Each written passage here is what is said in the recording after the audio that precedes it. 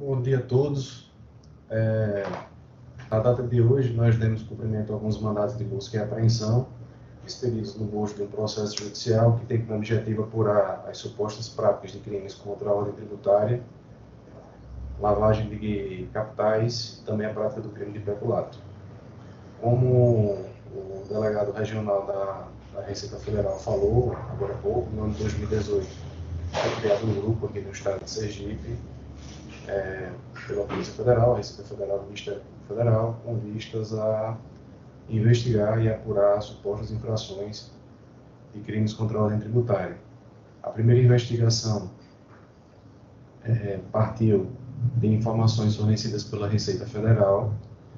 Foram identificados alguns contribuintes aqui no estado de Sergipe que declararam em suas declarações individuais de imposto de renda valores em espécie superiores a R$1 milhão. Foi feito um filtro em cima dessas declarações. Descobriu-se que algumas dessas pessoas faziam parte de uma mesma família. As investigações policiais tiveram início por meio de quebra de sigilo bancário, quebra de sigilo fiscal, e conseguimos identificar que houve uma exponencial evolução patrimonial dessas pessoas. Do ano de 2004, algumas dessas pessoas declararam-se isentas de imposto de renda, e agora no ano de 2019, porque nós ainda não tínhamos a declaração do ano de 2020, apresentaram uma significativa evolução patrimonial, como afirmei anteriormente. Quanto à origem dos recursos, o modus operandi que está sendo aqui investigado é que despesas do Hospital Santa Isabel, como medicamentos, oxigênio, material de limpeza, folha de pessoal, eram quitadas através de cheques, eram emitidas notas fiscais, porém a quebra do sigilo bancário identificou que esses cheques não caíam nas contas das empresas destinatárias, e sim eram descontados na boca do caixa, e os valores correspondentes eram creditados na conta do diretor-presidente da instituição. Quanto à atuação da Polícia Federal, o que é que justifica a atuação da Polícia Federal nesse caso? Bom, após um minucioso trabalho de auditoria por parte da Receita Federal e também do trabalho do setor técnico e científico da Polícia Federal, perícia, foi identificado que a maior parte desses recursos destinados ao Hospital Santa Isabel eram oriundos de transferências dos municípios, de diversos municípios aqui do estado de Sergipe, que creditavam valores mensalmente na conta daquela instituição pelos serviços prestados, dinheiros do Fundo Municipal de Saúde, dinheiro do Fundo Nacional de Saúde. E aí houve um trabalho de verificar a data em que o crédito, em que esses recursos dos fundos eram creditados nas contas da instituição e as datas em que havia os saques, as compensações. Então a gente conseguiu, por meio de uma perícia, identificar que a origem dos recursos é federal, e daí a nossa atribuição para agir no caso.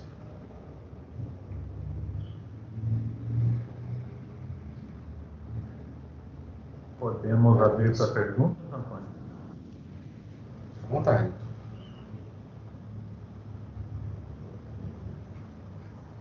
Senhores jornalistas, se os senhores tiverem algum questionamento, Magda, por favor.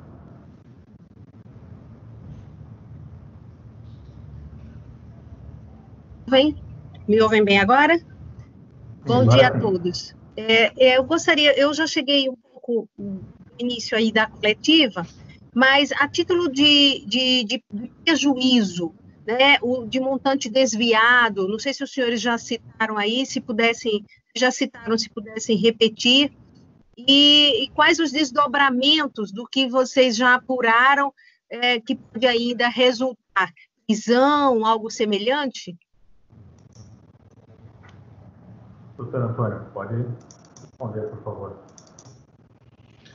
Bom, até o presente momento, a gente está trabalhando com um volume creditado nas contas que somam a importância de R$1,3 bilhão e saques sem explicação no valor total de R$156.290.879,92. Esse seria o valor supostamente desviado do Hospital Santa Isabel.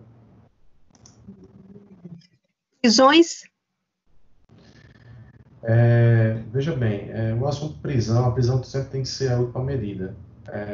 A gente está investigando e vamos ainda ouvir os investigados e, de acordo com o que a gente for apurando, a gente pode apresentar ou não por prisões. O mais interessante num caso como esse não é prender, é tentar recuperar o dinheiro.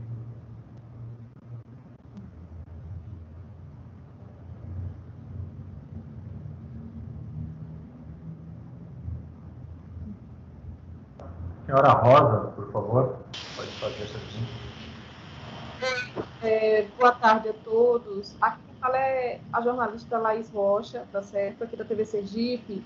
Em relação a esse montante desviado, o período seria esse que vocês divulgaram, lá desde quando vocês perceberam esse ganho de capital, ou tem um período já estabelecido antes ou depois?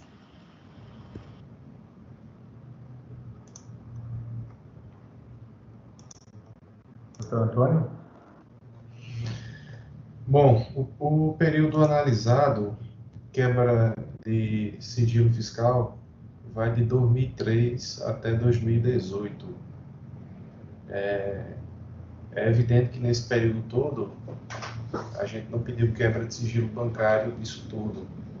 A gente pediu quebra de sigilo bancário de 5 anos. Então, 2012, 2013, 14, 15, 16, 17 e 18 também, mais de 5 anos. Doutor Malta, gostaria de fazer alguma consideração a respeito? Em relação a isso que o doutor Antônio acabou de falar, e as investigações, as apurações também têm alguns detalhes em relação às pessoas físicas e à própria pessoa jurídica, né? A própria entidade beneficente, a própria Hospital Santa Isabel. Então, são vários anos, né, como o próprio doutor Antônio falou, e ao final da apuração, ao final das investigações, né, esses dados com exatidão em relação a período, em relação a valores, serão oportunamente divulgados.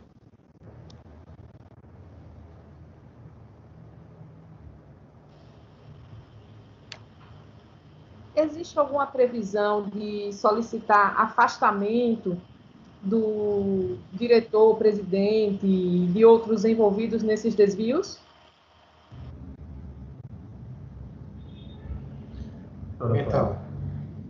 Então, a gente tem uma expectativa hoje para essa operação e de aprender, de verificar a autenticidade das declarações de imposto de renda. Até o momento, a gente verificou que há uma certa incongruência do que foi declarado, que nós verificamos em loco. Vamos analisar o que os colegas estão terminando de fazer, os relatórios, confirmar o valor total que foi apreendido hoje, e aí a gente vai sentar para verificar se é pertinente ou não representar o Poder Judiciário pelo afastamento das pessoas que estavam à frente do hospital. Correto?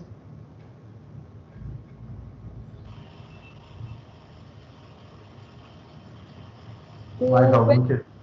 Só uma pergunta, só para confirmar, para ver se eu ouvi corretamente. Em relação ao diretor, foi o diretor-presidente mesmo que teria se beneficiado desses recursos, não é isso?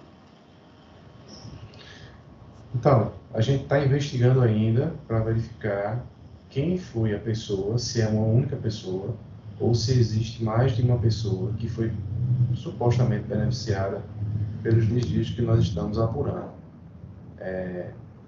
Até o momento, a gente verificou que não foi somente o diretor-presidente. Estamos apurando, mas, a fim de não macular a imagem das pessoas, a gente prefere não citar nomes, não fazer referência às funções que essas pessoas exercem, tendo em vista o princípio da presunção da inocência. Por favor, Malcolm. Em relação aos investigados, é bom deixar claro que tem vários contribuintes, né, que estão sendo investigados. O trabalho não está focado em apenas uma pessoa, e como o próprio doutor Antônio falou, a preservação dos nomes nesse momento é prudente, mas não se trata de apenas um contribuinte, né? Nós temos mais de um contribuinte, né, nessa apuração.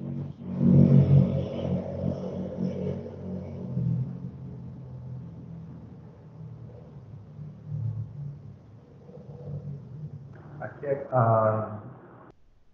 o Gabriel Damasio está fazendo uma pergunta: se a pistola apreendida junto com as munições e as notas, dinheiro, a quem pertence e a situação legal dela. A pistola e o dinheiro pertencem a um dos investigados, e a pistola ela foi apreendida e o proprietário dela foi autuado em flagrante pela posse irregular e ilegal de arma de fogo. A arma ela não possuía registro.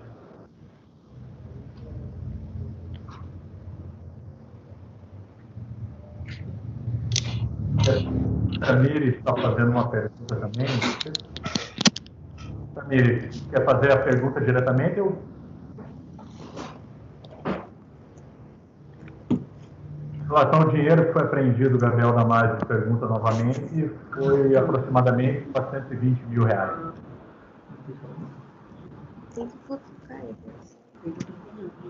Bom, Dr. Malton, quer fazer alguma pergunta? Não em relação aos valores que foram apreendidos hoje, mas as investigações mostram que,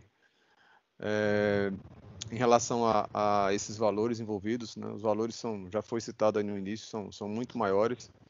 A Receita identificou lá no início que essas declarações começaram a ser retificadas e chamou a atenção o volume em espécie que esses contribuintes começaram a declarar em suas declarações, sem a correspondente origem, né, ou seja, sem a comprovação da origem desses recursos.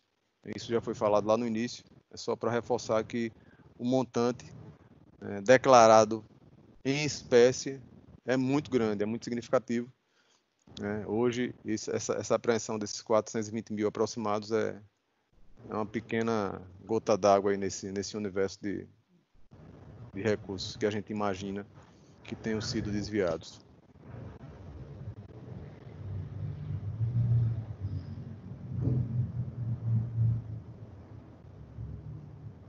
Senhores, mais algum questionamento?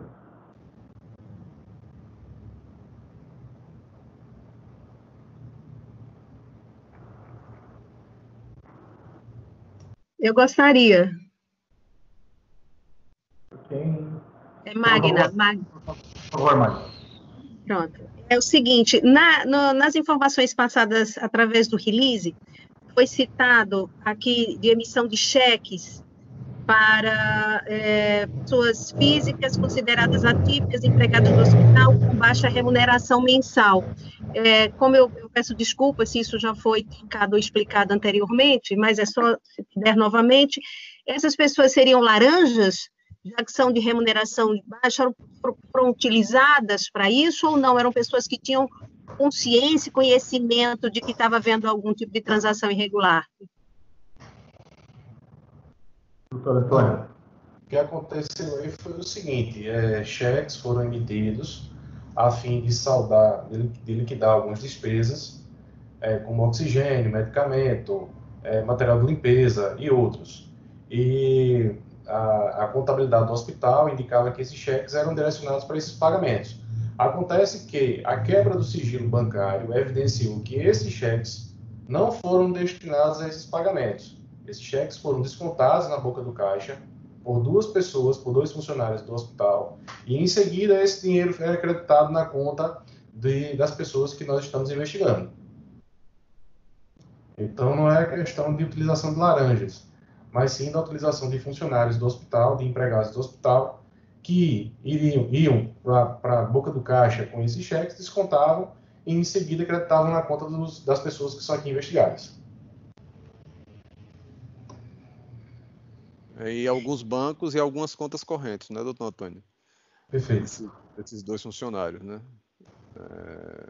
várias contas bancárias e vários bancos também eles utilizavam para fazer essas operações. A Samires indagou quantas pessoas estão sendo investigadas. Hoje foram cumpridos 6 mandados de busca, mas como as investigações ainda estão em andamento, são várias pessoas relacionadas.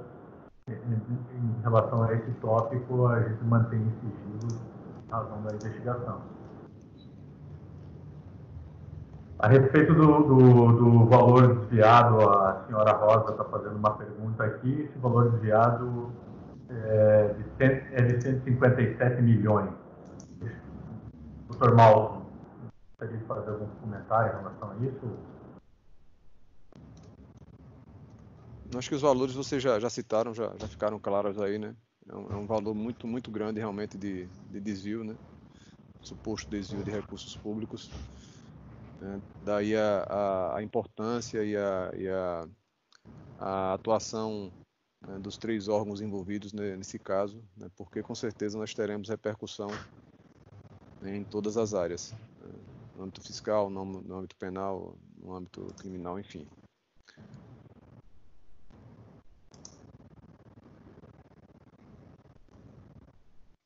Magda, mais alguma pergunta?